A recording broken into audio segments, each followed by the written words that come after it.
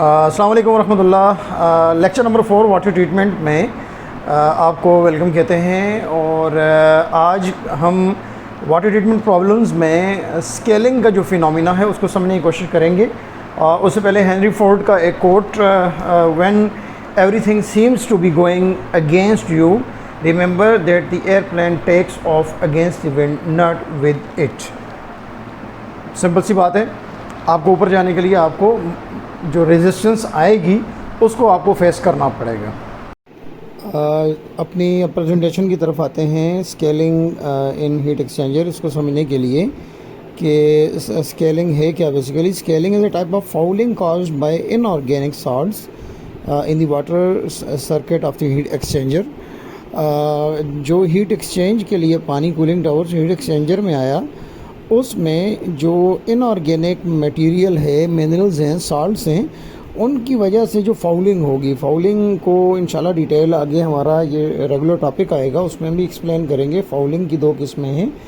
उसमें एक किस्म स्केलिंग है जो कि इनऑर्गेनिक मटेरियल के वहाँ हीट एक्सचेंजर के ऊपर बैठने से, बेकिंग की वजह से जो होती है उसको स्केलिंग कहा जाता है। Where there is an increase in temperature, mineral dissolved in the water have reverse solubility if concentration exceed threshold limit and got precipitated on the surface of the heat exchanger। और जितने भी ये minerals हैं, ions हैं, इनकी reverse solubility होती है कि with increase in the temperature, ये अगर इनकी जो सॉल्युबिलिटी इंडेक्स है उसको जब ये क्रॉस करते हैं, यानी कि जितनी पानी के अंदर इनकी सॉल्युबिलिटी हो सकती है, जब उसको ये क्रॉस करेंगे तो ये रिवर्स इसकी सॉल्युबिलिटी होगी, ये प्रेसिपिटेट आउट हो जाएंगे। वो यही स्केल का फिनोमिना है। It increases the pressure drop and insulate the heat transfer surface, दस प्रिवेंटिंग एफिशिएंट हीट ट्रांसफ़र। जो हीट एक्सचेंजर के अंदर से पानी गुजर रहा है, लाजिम बात है वहाँ पैसेज जब कम होगा, उसकी वेलोसिटी कम होगी, उसकी प्रेशर बढ़ेगा, डीपी उसका बढ़ेगा। नेक्स्ट डेल्टा टी की हम बात करेंगे। तो हीट ट्रांसफ़र वहाँ जो जिस मकसद के लिए, जैसे हमने हीट एक्सचेंजर के फंक्शन को पिछले किसी लेक्चर में भी समझा था कि एक तरफ हमारा अगर फॉर एग्जांपल कूलिंग वाटर है तो उसके दूसरी तरफ जो है वो हमारा वो फ्लूइड है, प्रोसेस फ्लूइड है। फॉर एग्जांपल अगर ऑयल है, कोई प्रोसेस ऑयल है तो वो मौजूद है, तो वहाँ हीट एक्सचेंज नहीं होगी। तो लाजिम बात है ये चूँकि जो स्केल बनेंगे ये नॉन कंडक्टर है, इससे हीट ट्रांसफ़र नहीं होगी। बहुत बुनियादी सवाल है, where does scale come from in a heat exchanger. Scale आती आखिर कहाँ से है।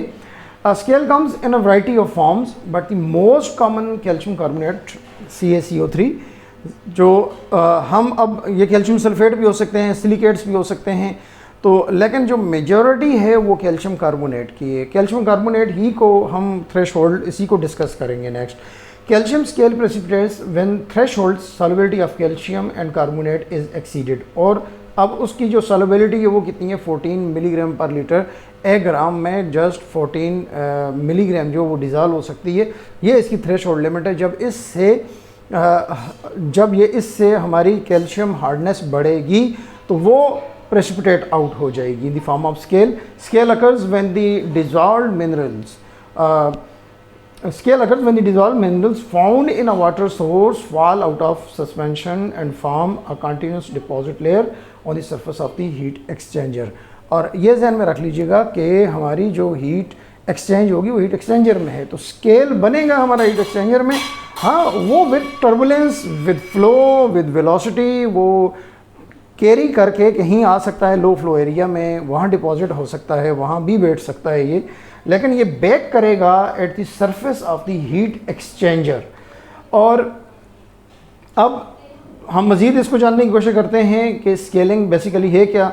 Usually calcium present in the water in the form of bicarbonates. अब जैसे हमने बताया कि कैल्शियम कार्बोनेट जब बनेगा तो कैल्शियम कार्बोनेट तो पानी में डिज़ॉल्व नहीं होगा, तो जो उसकी डिज़ॉल्व फॉर्म है वो बाइकार्बोनेट की फॉर्म में। अब bicarbonate calcium solubility is multiply by factor 5 in the presence of carbon dioxide. अगर सिस्टम के अंदर कार्बन डाइऑक्साइड है, जैसे कूलिंग टावर है, उसके अंदर हम ऑक्सीजन भी ले रहे हैं, बाकी गैसेस भी हैं, और इंस्टू वहाँ अगर ऑलरेडी स्केल मौजूद है और वो डिज़ॉल्व हो रही है, और उससे अगर सिस्टम में कार्बन डाइऑक्साइड है तो उसमें सॉल्युबिलिटी कैल्शियम की और बढ़ जाती है। Higher pH results in carbonate and bicarbonate alkalinity that then converted to carbon dioxide. तो जितने भी हमारे कार्बोनेट्स बाइकार्बोनेट्स हैं वो रिएक्शन इंशाल्लाह नेक्स्ट आ रहा है, उसमें हम देखेंगे कैसे कार्बन डाइऑक्साइड लिबरेशन उसमें होगी। और हम ये कार्बन डाइऑक्साइड के एटमॉस्फेयर में सिस्टम में कार्बन डाइऑक्साइड मौजूद है, बाइकार्बोनेट्स मौजूद हैं, तो ये रिएक्शन जो है वो क्विकली होगा। और रिएक्शन कौन सा है? रिएक्शन ये जैसे आपको स्लाइड में शो हो रहा है कि कैल्शियम कार्बोनेट जो है, कैल्शियम कार्बोनेट कार्बन डाइऑक्साइड की प्रेजेंस में उसकी सॉल्युबिलिटी को ये एक्सप्लेन किया गया है कि कैसे ये कैल्शियम कार्बोनेट का एक क्रिस्टल है, उसको जैसे ही अगर कार्बन डाइऑक्साइड मिलेगी तो वो अगेन डिज़ॉल्व होकर बाइकार्बोनेट की फॉर्म में आ जाएगा। और उससे हमें ये जैसे शो हो रहा है कि जितने ज़्यादा बाइकार्बोनेट होंगे उसका मतलब कि हमने अपने सिस्टम के अंदर कार्बोनेट को कम करना है और बाइकार्बोनेट्स को बढ़ाना है। तो एक ये जब हम अल्कलिनिटी को डिस्कस करेंगे तो उसमें कार्बोनेट और बाइकार्बोनेट की अल्कलिनिटी के डिफरेंस को भी देखेंगे। तो ये एक इस स्लाइड में जस्ट आपको वो एटमॉस्फेयर दिखाया गया कि कैसे कार्बन डाइऑक्साइड की मौजूदगी में CaCO3 जो है वो CaHOCO3 यानी कि बाइकार्बोनेट में कन्वर्ट होता है। सिमिलरली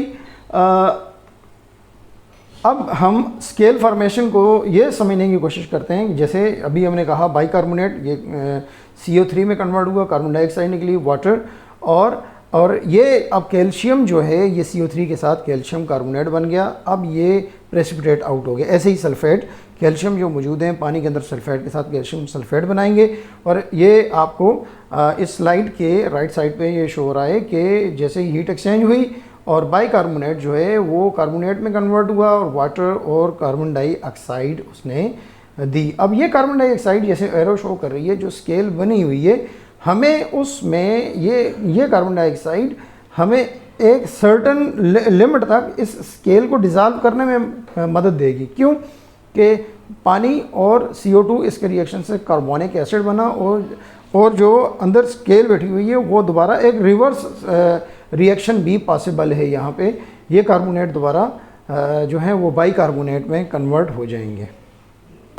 कंपोनेंट्स ऑफ स्केल की अगर हम बात करें तो calcium, magnesium, silica are common minerals found in water supplies, so they are typical components of scale. Scale के लिए यही तकरीबन मेजर जो कंपोनेंट्स हैं। Hard water is a primary source of this type of scale, और the hardness of water source is generally expressed as having high amount of dissolved minerals. The hardness is usually measured in parts per million. तो hard water उसके अंदर यही calcium, magnesium, sulphates. तो हम hardness की अभी types के अंदर नहीं जाते कि वो परमानेंट हार्डनेस है या टेम्परेरी हार्डनेस है। तो बेसिकली सोर्स पानी ही है और हार्ड वाटर है। Calcium and alkalinity exist in different concentration in which make up water sources. Her water source के अंदर कैल्शियम और अल्कलिनिटी जो है वो डिफरेंट हो सकती हैं। जैसे हमने कहा कि मुख्तलिफ वाटर सोर्सेज में अल्कलिनिटी की कॉन्सेंट्रेशन डिफरेंट हो सकती है। तो अब क्या है कि जब एवोपरेशन होगी, हम एवोपरेशन में OTDS के बिल्टअप में ऑलरेडी भी एक स्लाइड डिस्कस कर चुके हैं प्रीवियस लेक्चर्स में कि as evaporation removes pure water from cooling tower, dissolve solids remaining increase in concentration. अब वो जो TDS हैं वो उसके अंदर बैठ रहे हैं, उसमें सारे साल्ट्स की कॉन्सेंट्रेशन भी अब बढ़ना शुरू हो गई है। If the concentration become too great they combine to form calcium carbonate scale. जैसे कि ये आपको शो हो रहा है कि एक कॉन्सेंट्रेशन से वो ज़्यादा हुआ तो उसमें कैल्शियम कार्बोनेट का स्केल आ गया। Scaling issues tend to accumulate faster when there is high mineral content in the water. Mineral content बढ़ते जाएंगे, स्केल उतनी ज़्यादा बढ़ती जाएगी।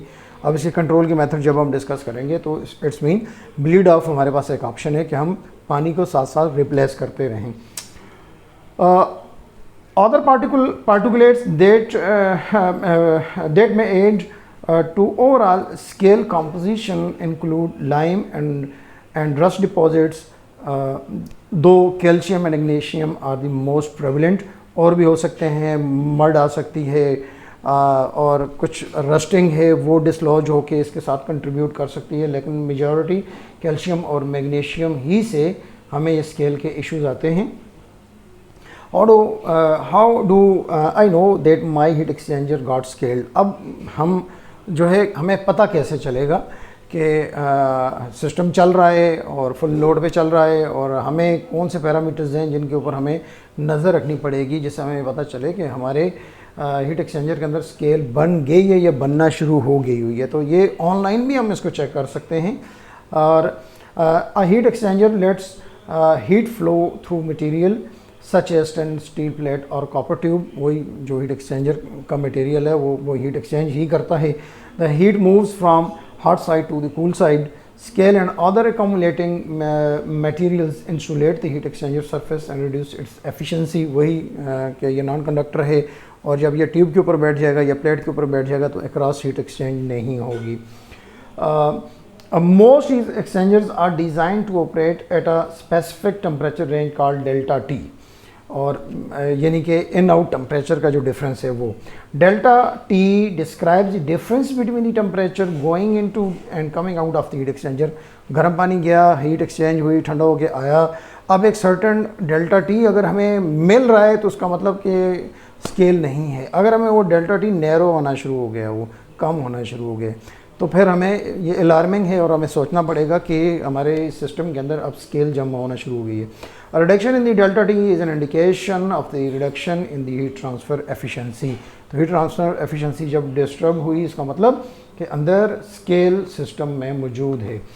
और this decrease in delta T is typically due to the scale formation, microbiological fouling, mud settling, tubes के ऊपर अगर होगी तो ये सारे के सारे फैक्टर्स जो हैं उससे डेल्टा टी चेंज हो सकता है। अब एक बड़ा अहम सवाल है कि स्केल भी एक फैक्टर है, माइक्रोबायोलॉजिकल फाउलिंग भी एक फैक्टर है, और स्टॉर्म्स चलते हैं, मड वगैरह, सैंड, सिल्ट, ये चीज़ आके डिपॉजिट होती है कूलिंग टावर्स की फील्ड्स में, फिर वहाँ से ट्रेवल करके ये हीट एक्सचेंज एरिया में आ सकती है, ट्यूब्स में बैठ सकती है, और प्लेट टाइप हीट एक्सचेंजर की प्लेट्स में बैठ सकती है। तो अब क्या ये फाउलिंग है या स्केलिंग है, तो ये कैसे हम डिसाइड करेंगे?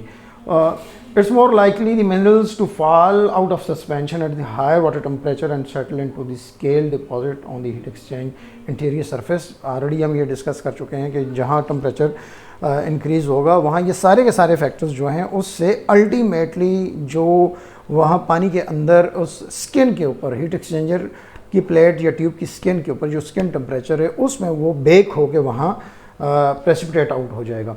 Could we wait for decrease in delta T? अब ये बड़ा अहम सवाल है, क्या हम सुकून से बैठे रहें और जब डेल्टा टी डिस्टर्ब होना शुरू हो तो फिर हम पैनिक हों? The answer is as simple as no. ऐसा नहीं है कि हम इस इंतज़ार में हों कि डेल्टा टी तो अभी ठीक चल रहा है हमारा और बाकी कुछ किसी पैरामीटर को हम बिल्कुल भी ना चेक करें। नो, हमें अब उसके ऊपर क्या करना पड़ेगा? No, what to do? The answer is to understand calcium balance. अब कैल्शियम बैलेंस को, मटेरियल बैलेंस को अब हमने समझने की कोशिश करनी है कि कैल्शियम बैलेंस बेसिकली है क्या। Understanding calcium balance, material balance. The major reason behind scaling in the heat exchange area, heat exchanger as explained before, is the calcium carbonate.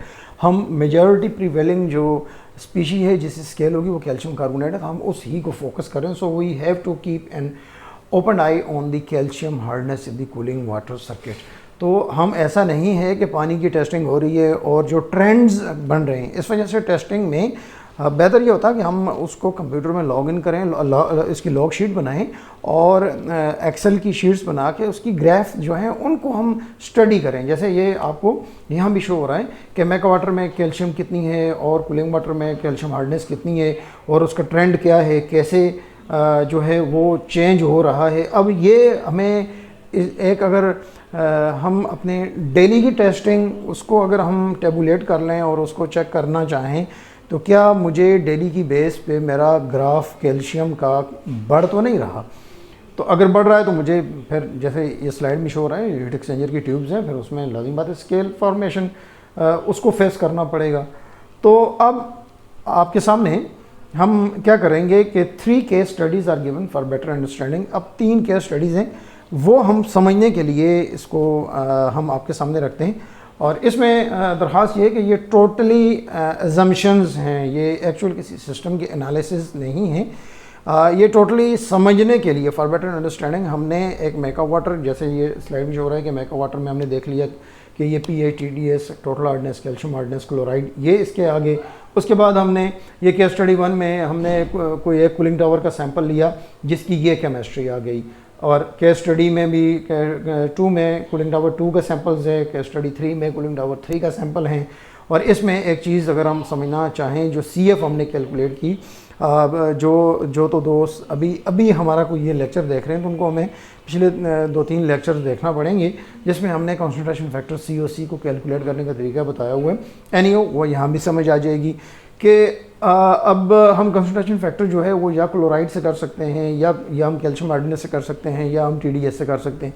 मैंने दो अंडरस्टैंडिंग के लिए सिर्फ 2 यहाँ पे चीज़ें प्रोवाइड की हैं। लोग मैग्नीशियम हार्डनेस से भी कर लेते हैं, और इसमें मेरा एक मौक़िफ़ है और वो मैं एक्सप्लेन करके आप लोगों को के लिए कमेंट सेक्शन ओपन है, उसमें आप अपनी राय का इज़हार कर सकते हैं, बिल्कुल इख्तलाफ राय कर सकते हैं। कि जैसे हमने CF कूलिंग टावर 1 की क्लोराइड बेस पर निकाली तो 2.3 आई, और कैल्शियम हार्डनेस बेस पर अगर हमने निकाली तो 1.25 आई।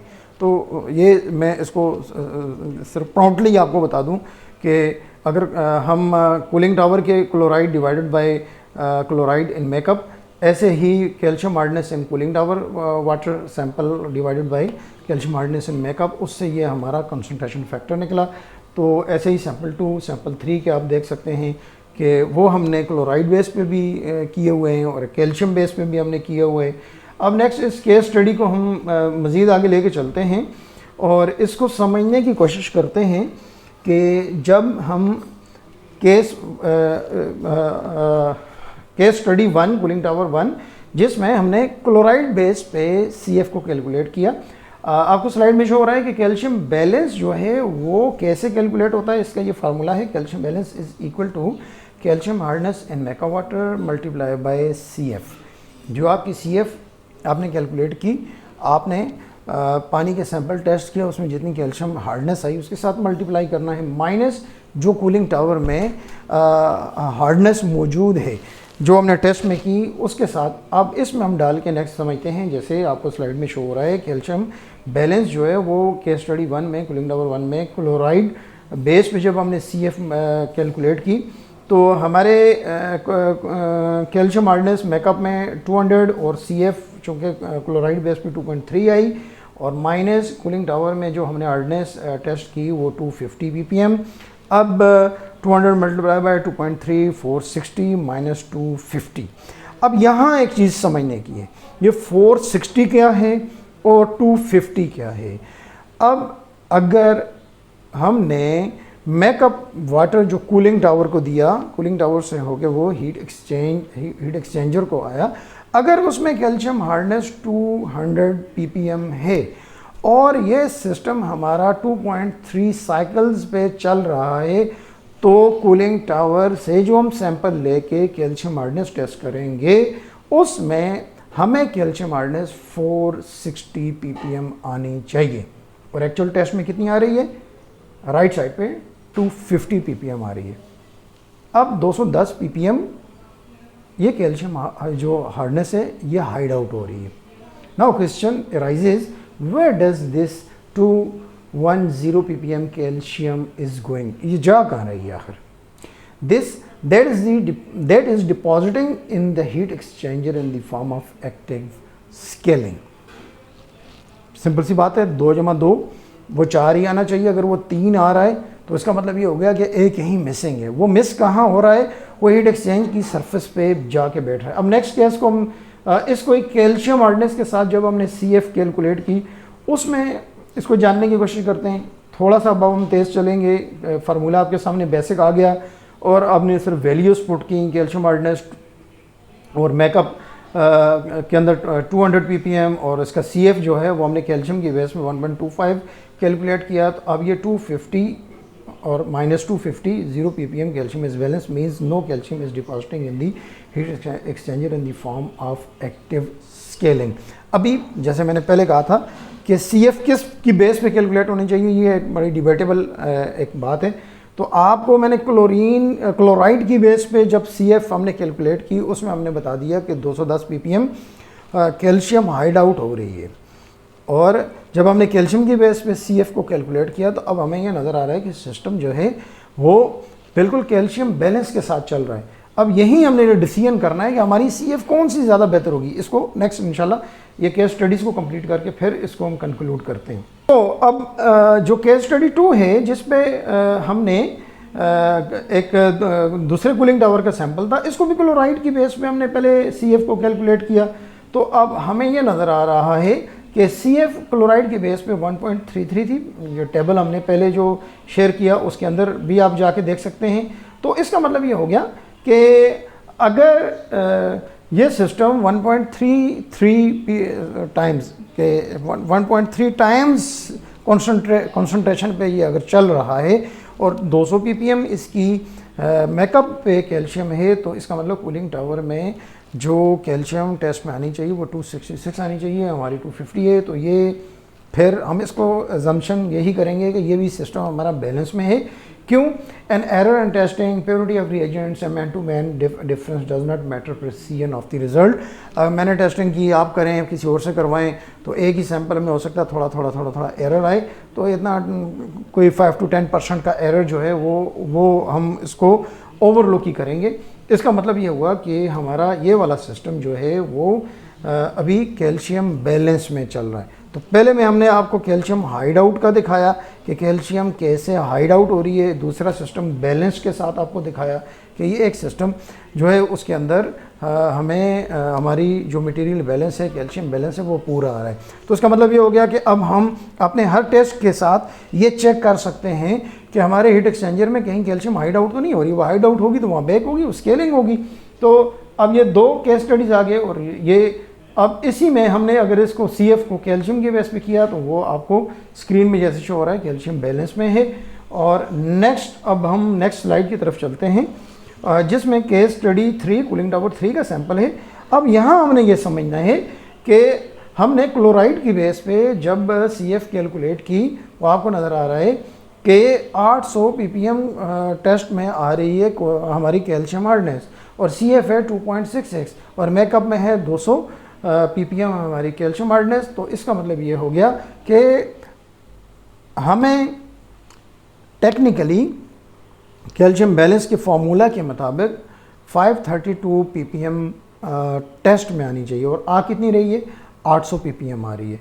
ये -268 ppm कैल्शियम जो एक्सेस में है, ये बेसिकली ये कहाँ से आई? अब ये सवाल है कि 268 ppm कैल्शियम कहाँ से आई, वेयर कम्स फ्रॉम। और ये बेसिकली कहाँ से आई कि आप ये देख सकते हैं कि इसकी उसमें हमने जब pH इसकी चेक की तो उसकी pH लो थी, pH 7 थी।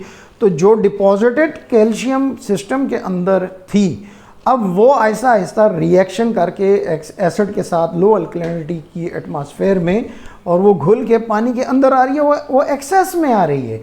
आपकी स्केल जो है वो अब इट्स मीन कि वो आपकी जो है वो अब डी स्केलिंग की तरफ सिस्टम जा रहा है। क्या ये इसको ऑनलाइन डी स्केलिंग कह सकते हैं। इसका मतलब ये होगा कि जब हम अपने पानी का टेस्ट करें और हमें कैल्शियम बैलेंस में ना आए और हमें वो हाइड आउट होती नज़र आ रही है, तो हम यूँ करें कि आपने फॉर अ लिमिटेड टाइम हम अपने जो इसके रिजर्व्स हैं, जो प्रोटेक्शन के लिए हम केमिकल डोज कर रहे हैं, अगर वो फास्फोनेट बेस्ड ट्रीटमेंट है, जिंक बेस्ड ट्रीटमेंट है, तो अपने जिंक फास्फोनेट के रिजर्व्स को थोड़ा सा सेफ साइड पे लेके चले जाएं, डोज को थोड़ा सा बढ़ा दें और एसिड की डोज को एक्स्ट्रा कर लें।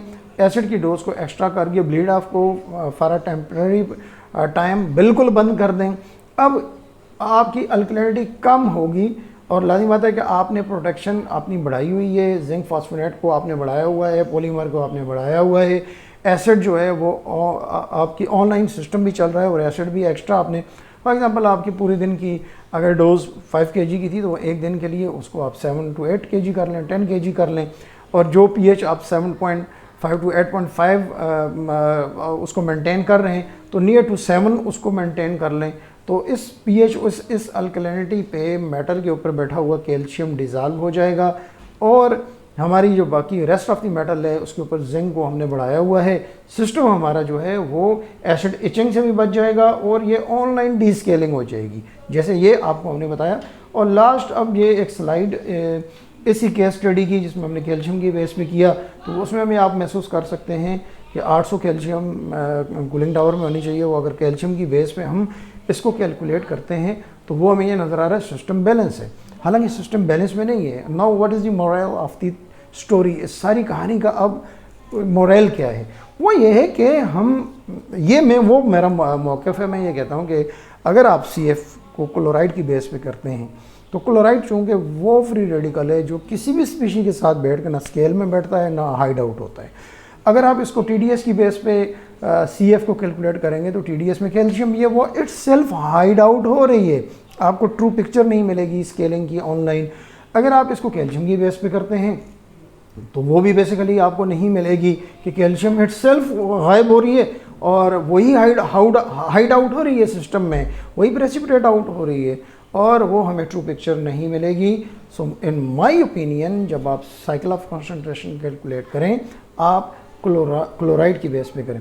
इसके बारे में मैं कहता हूँ मेरा कमेंट सेक्शन ओपन है, आपका इसमें क्या मौक़िफ़ है कमेंट्स में ज़रूर बताइएगा with some solid point of view. मैंने अपना पॉइंट ऑफ व्यू आपको बता दिया, मैं भी आई एम रॉन्ग।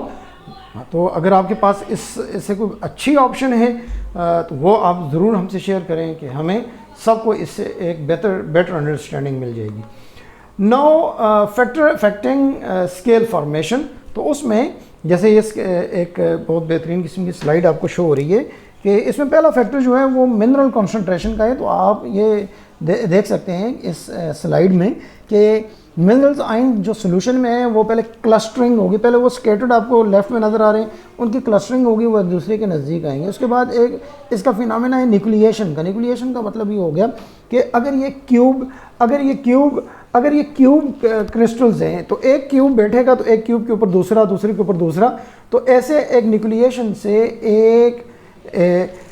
एक क्रिस्टल बैठेगा, एक क्रिस्टल लैटिस बैठेगा जिससे एक स्केल फॉर्मेशन जो है वो कंप्लीट होना शुरू हो जाएगी। और उससे नेक्स्ट हम देख रहे हैं क्रिस्टल ग्रोथ नज़र आ रही है, क्लॉइडल पार्टिकल्स जो हैं वो बड़े होना शुरू हो गए हुए हैं उनकी, और हमें ये क्लस्टरिंग और न्यूक्लिएशन के बीच में ये सुपर सेचुरेशन है। सुपर सेचुरेशन मीन कि हमारी जो थ्रेशोल्ड लिमिट है वो एक्सीड होना शुरू हो गई हुई है, जो हम पहले डिस्कस कर चुके हैं 14 मिलीग्राम पर लीटर, वो अब एक्सीड होना शुरू हो गई है। इसका मतलब नॉर्मली सेफ साइड पे 300-350 कैल्शियम जो है वो सिस्टम के अंदर हम मेंटेन करें, इससे ज़्यादा मेंटेन ना करें। और प्रेसिपिटेशन, और अब ये है कि जैसे ही ये कोलाइडल पार्टिकल बने तो इनकी फ्लॉकुलेशन नेचुरली भी हो जाएगी, ज़रूरी नहीं कि हम इसके अंदर कोई फ्लैकुलेंट इट्स सेल्फ कोई फ्लैकुलेंट हम इसके अंदर ऐड कर रहे हों, और डिपोजिशन हो रही है और बल्क फ्लो एक तरफ, और जहाँ हीट एक्सचेंज हो रही है वहाँ हमें स्केल जो है वो बैठती हुई नज़र आ रही है। तो नेक्स्ट जो फैक्टर अफेक्ट कर रहा है वो टेम्परेचर कर रहा है। अब टेम्परेचर कैसे अफेक्ट कर रहा है वो आपको ग्राफ में शो हो रहा है कि जैसे टेम्परेचर बढ़ रहा है ऐसे ऐसे सॉल्युबिलिटी जो है वो कम होती जा रही है। तो जैसे अगर हम महसूस करें कि हमारी 20 डिग्री टेम्परेचर पे सॉल्युबिलिटी जो है वो है 3000 ppm मिलीग्राम पर लीटर, और जैसे ही ये टेम्परेचर बढ़ना शुरू हुआ तो ये हमें डाउन होते होते जब हम 180 डिग्री पे आए तो ये बहुत नीचे सॉल्युबिलिटी जस्ट 100 ppm तक ये वापस आ गई।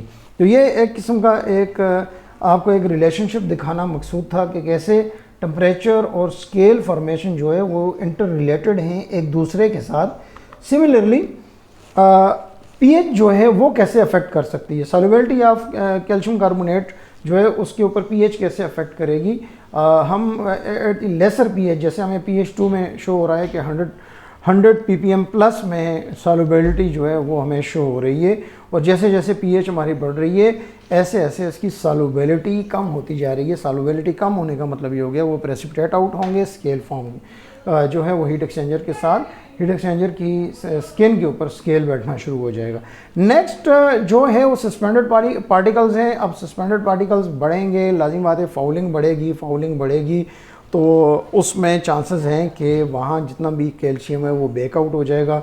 वही आपको ये नज़र आ रहा है कि ये सेडिमेंटेशन पार्टिकल्स हैं, वो मेटल के साथ इंटरेक्ट कर रहे हैं, हीट फ्लो हो रहा है और उनकी क्रिस्टलाइजेशन यहाँ होना शुरू हो गई हुई है। और जब एक सर्टन लेवल सस्पेंडेड पार्टिकल्स का बढ़ता है तो जैसे स्क्रीन के आपको एंड में शो हो रहा है कि एरोजन होना शुरू हो गया। तो ये एरोजन की एक और फॉर्म है जिसमें फिजिकल मेटल जो है वो लॉस होना शुरू हो जाती है। तो more the suspended particles more will be the scaling. Next जो फैक्टर अफेक्ट कर रहा है वो वाटर वेलोसिटी है, वाटर फ्लो है। आपको ग्राफ में जैसे शो हो रहा है कि अब जैसे जैसे वेलोसिटी हमारी बढ़ती जा रही है तो ऐसे ऐसे हमारा जो इसकी डिपोजिशन है वो उसके चांसेस कम होते जा रहे हैं, उसके उतने ही चांसेस कम होते जा रहे हैं। और फ्लो जैसे बढ़ेगा उतने, और जो फ्लो जब एक सर्टन लेवल वेलोसिटी जब उसमें कम होगी तो उसमें हमें यह नज़र आ रहा है 0.6 मीटर पर सेकंड में एक डिपोजिशन जो है उसकी चांसेस कितने ज़्यादा हैं। और जब वो ही 1+ में चली जाती है तो अकॉर्डिंगली वो जो है वो हमें नज़र आना शुरू हो जाता है। और स्केल फॉर्मेशन उसमें एंड, अब हम इसको सम अप कर रहे हैं कि बेसिकली एक अगर हम ये देखें कि सुपर सेचुरेशन आई कि थ्रेशोल्ड जो लिमिट है उसको क्रॉस किया, न्यूक्लियाई फॉर्मेशन हुई, यानी एक क्रिस्टल बना उसके साथ दूसरा बना, और फिर बल्क क्रिस्टलाइजेशन, फिर डेपोजिशन, और डेपोजिशन से सरफेस क्रिस्टलाइजेशन और मेटल सरफेस के ऊपर जो है वो स्केल फॉर्मेशन होगी और हमारा सिस्टम जो है वो बेडली चोक हो जाएगा, टेम्परेचर उसके बढ़ जाएंगे। और this is all for today. हमने स्केल को समझने की कोशिश की और इंशाल्लाह ये सिलसिला भी चलेगा। इसमें बहुत से, अभी तो हम बेसिक सिर्फ इन चीज़ों को एक्सप्लेन कर रहे हैं, जैसे हमने कोरियन को समझने की कोशिश की, स्केल को समझने की कोशिश की। तो नेक्स्ट इंशाल्लाह अभी हम नेक्स्ट जो हमारे कमिंग लेक्चर्स हैं उसके अंदर मज़ीद बायोलॉजिकल इश्यूज़ है, फाउलिंग है, उसको समझेंगे। फिर इनको केयर कैसे करना है, प्रोटेक्शन कैसे आनी है सिस्टम की, उनको भी डिस्कस करेंगे। बस अल्लाह पाक से दुआ है कि अल्लाह पाक आसानी वाला मामला फ़रमाए और आसानियाँ तकसीम करने की तौफ़ीक अता फ़रमाए। अस्सलामु अलैकुम व रहमतुल्लाह।